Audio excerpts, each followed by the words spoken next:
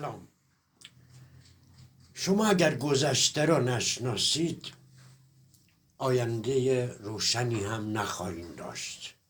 من در جنگ یکی از قهرمانان بودم، با عنوان داشتم خرم آبادی. در جنگ‌های چریکی با هاشمی مسئول هتل کاروانسرا کار میکردم. در ارتشم با کیدری فرمانده تیپ قوچان.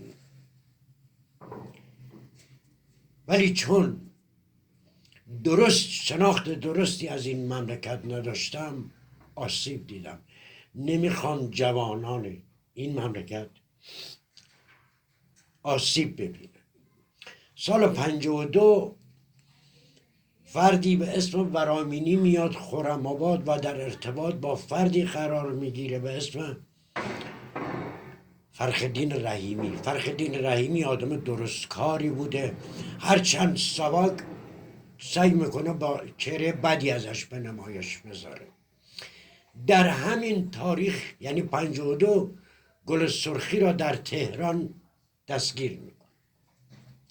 سال 54 در پادگان امام حسین زیر قلعه یه عده شعار میدن یا مرگ یا خمینی. در این تاریخ دانشیان و گل سرخی اعدام میشه، به اضافه 50-60 تا از جوانان لرستانی. از چه قضیه تموم